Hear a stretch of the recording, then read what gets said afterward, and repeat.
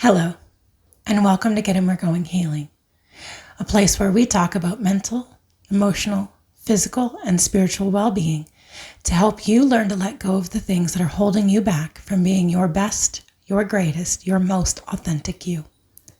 Today, today what I want to talk about is Samhain, or more specifically, I want to talk about the Day of the Dead, the Dios de los Muertos. So Samhain gets talked about a lot. Today, as I'm recording this, is Samhain, and that means tomorrow is Day of the Dead, Dios de los Muertos. I'm probably pronouncing that wrong. I do apologize. What I wanted to talk about was understanding our ancestors and honoring our ancestors at this time of year. So the way I want to get into it first is I found this concept a long time ago with this movie that came out in, I think it was the 1980s, called The Halloween Tree, based on the book by Ray Bradbury. Now, I have tried to find clips of this. I've tried to find the entire movie to link it for you. It is very difficult to find. YouTube has a few clips of the movie, but those of us who were children in the 1980s would remember this came on every Halloween. Every Halloween night, there was Garfield's Halloween, there was Charlie Brown's Halloween that everybody knows, and there was the Halloween Tree. And in the Halloween Tree, it's a story of these children who have an adventure on Halloween. They go to this house and they see pumpkins that have their faces carved into them, it hanging from a tree. And they go through this whole adventure while they learn about the history of Halloween. And in one of the stories, they go to Mexico and they talk about the Day of the Dead. And they talk about putting out food for their ancestors who passed through during the night. Now, we also see this in the Disney movie Coco. I know that's a big fan favorite in my home. I also really enjoy it. And in Coco, we see the story of a little boy, Miguel, whose family puts out an ofrenda every Day of the Dead, which have pictures of all their loved ones, all their family members who have passed on. And then they put out their family members' favorite foods. And in the story, true to Disney, typical style, Disney Pixar, the family comes through, and if they don't have their picture on someone's ofrenda, they can't cross over from the world of the dead to the world of the living. And the story then progresses of Miguel having taken his aunt, I think it's his tia, taking her picture off of the ofrenda, or his great-grandmother off of the ofrenda, and because of his feelings of not being allowed to play music. And he takes the picture and he ends up finding his way to the other side on Halloween night.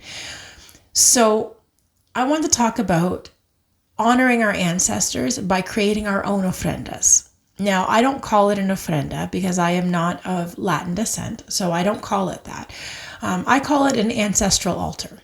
And on my altar, I put pictures of my family members who have passed on, especially in the last few years. For those who don't know very much about me, from the end of 2020 to the end of 2022, my family lost 9 to 10 people. It was a lot. We had a lot of funerals. We lost a lot of family. And so my way of honoring my family that have passed on is by putting their pictures on my ancestral altar and putting out items for them. Now, at the end of this video, I will include a video I took of my altar, which is not in the room I'm in right now, but I will share a video of the altar that I've created for my family. And you can see kind of what I put on it. Now, the reason I do this is multiple, okay? Part of it is grieving and remembering, okay? I know my son has stood in front of the altar the last few nights and he has cried when he sees the picture of his papa and of the family members that we have lost. He has stood there and cried a little bit. I have as well. As I look at each photo, I thank that person for being a part of our lives and for the gifts that they brought into our lives and the memories and the joy and just all of the gratitude I have for them being a part of my life when they were part of the living. It's a way to remember. It's a way to honor.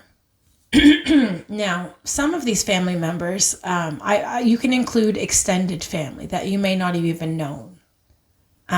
Great-grandparents, great uncles, things like that.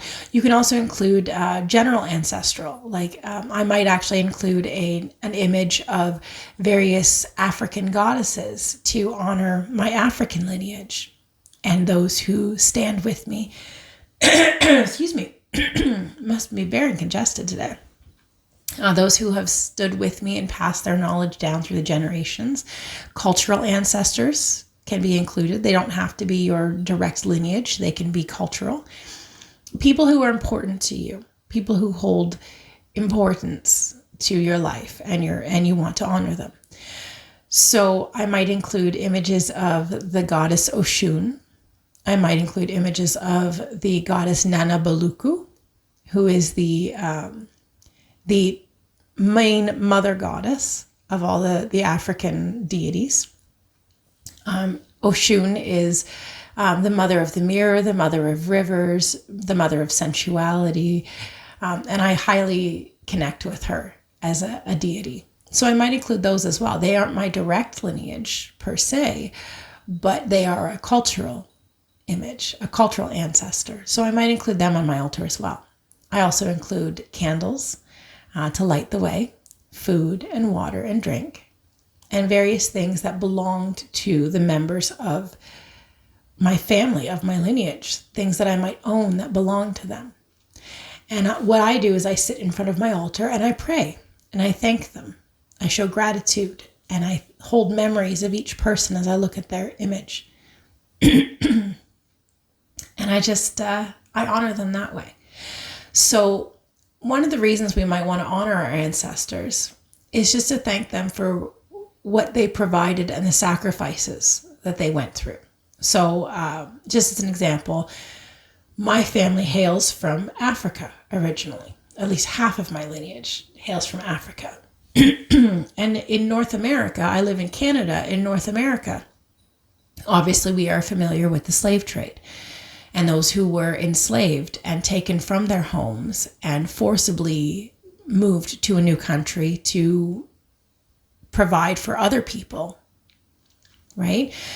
And so for me, understanding the cultural lineage of my enslaved family members before they escaped and found their way to Canada and to freedom, understanding what they've gone through and honoring their sacrifice, honoring their difficulties, honoring their challenges that led to me having the life that I have now, having the freedom that I have now, that they could only have dreamed of, right? So those are some of the things I do, and just to honor those who are no longer amongst the living. So today being Samhain, Halloween, and tomorrow being Day of the Dead, you can do things like a dumb supper, which my friend introduced me to, where when you sit down for a meal, you set a place setting for your ancestors of the same food that you are enjoying. And they would enjoy that spiritually, right? So they won't actually eat the food. But the way my son explained it, he felt that when they take the food, it's like there's a copy of it in the spiritual realm. And so they don't take the physical items that are here on our physical plane. They take a copy of it in the spiritual realm, and they enjoy those foods. That's how he sees it. So when we set out a plate, we invite them to join us for the dinner. And now a dumb supper means you don't speak. So the official meaning of the word dumb is unable to speak. So you would sit in silence for the meal and enjoy the meal and enjoy the flavors and the textures and all of it combined, and really be present with the meal and think of your ancestors as you eat it. And they would sit and they would join you for the meal. And then when the meal is completed, you would take the food and you would put it outside for the ancestors. You wouldn't just throw it away. You would put, I mean, you might not want to put the entire meal outside, because a lot of us live in areas where the vermin and things like that could be attracted, and we certainly don't want to do that. But maybe take a portion of the food and put it under a tree or somewhere outside, maybe a little farther from the home, in case vermin do find their way to it. But even then, you're offering sacrifice to the vermin.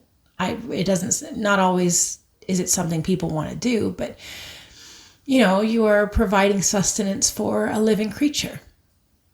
You just don't want it inside your house. So you could put that out in your backyard or wherever you have, and put it out for the ancestors to come by if you happen to have that as an option. I know not everybody lives in a home with a yard. So you could do that, or you could put it on a balcony if you have an apartment and you have a balcony, something to that effect, right? And just allow them to come and enjoy the food as they pass by.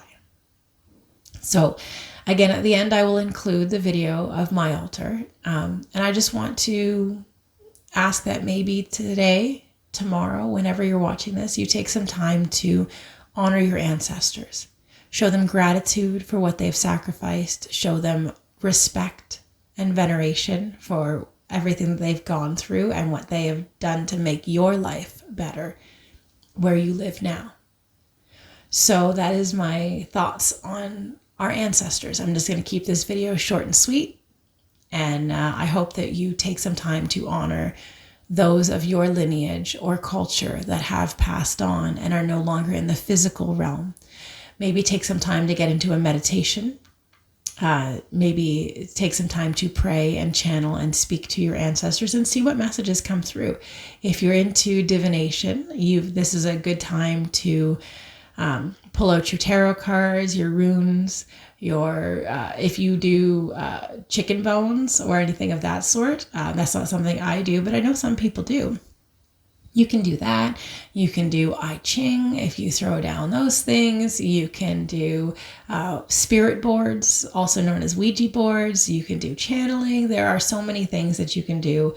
Today is known as the day when the veil between the worlds is thinner, so you can more easily connect to the spiritual realm. I don't necessarily believe the veil is thinner. I believe you can connect with the spiritual realm all the time. But that is what people say, that the veil between our world and their world is thinner, and it's easier to communicate with them.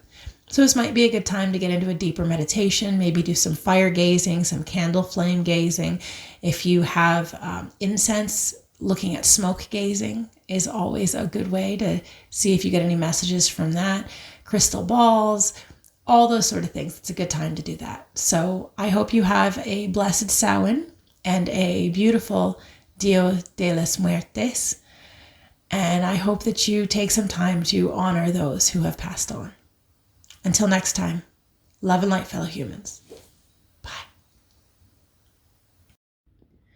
This is my ancestral altar. I include pictures of my father-in-law, my birth mother, my father, my geek dad, my grandmother, my birth grandmother, my grandmother and grandfather from my adoptive family, my husband's grandfather, my husband's Zia and Zio, my two aunts, and another picture of my aunt, and my friend, my good friend who passed on. I include items that belong to those who've passed on, candles to light the way, a sugar skull. I light candles and pray. And my son, I left a thank you tag to thank my ancestors for their part in my life. And my son has included lapis lazuli, a square of obsidian, and some coin to help on their travels along the way. I will also include for the evening some food and some water and some alcohol.